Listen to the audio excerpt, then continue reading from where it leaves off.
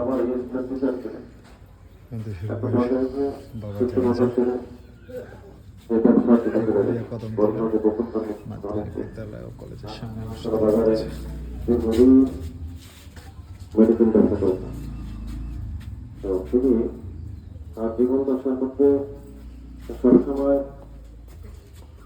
একটা পরিচ্ছন্ন দুর্নীতি চাই এবং আমাদেরকে সবসময় যখনই ফোনটা করতো আমাদের বাসায় করতো একটা কথা বলতো নামাজ পড়তো প্রথম শব্দই তারা তারা উপস্থিত আছে না কেন? তুমি নামাজ পড়তো এবং আমার ছেলে মেয়ে যার কাছেই তুমি কথা বলো কেন তার সাথে প্রথম প্রশ্নই তার নামাজ এবং হালাল রুগী হালাল পথে চলা। বিশেষ করে তার লাস্ট জীবনের চাহিদা ছিল যে মদিনার ইসলাম নিজে ফলো করতো, এটা প্রচার করার জন্য সে একটা মসজিদ করছে। এখানে মাসে একবার করা হয় এবং আরো কাছে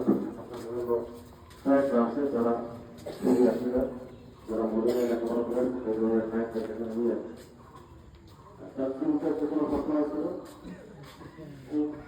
যেটা মদিনার ইসলাম যেটা ওই ইসলামটা ভিডিও প্রমাণ করবে এবং তার যুবকের যেটা করেছে ওই জমা করবে।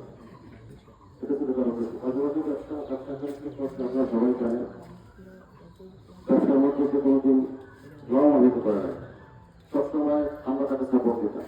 তারপরে সে বলতো যে ঠিক আছে অসুবিধা নেই, মানুষের প্রতি পয়সা এইভাবেই তার ব্যবসার পলিসিটা ছিল। তার মধ্যেও অনেকে আমানত রাখছে আমার কাছে, বিশেষ করে মোহাম্মদ সুফিয়ান বলে গেছে যে তার 47,000 টাকা ছিল তার কাছে, সেখান থেকে তার এখানে যায় না। আর সত্তর টাকা বলতে তার থেকে টাকা জমা আছে এবং এই ধরনের কারো কোনো যদি তার কাছে জমা থাকে টাকা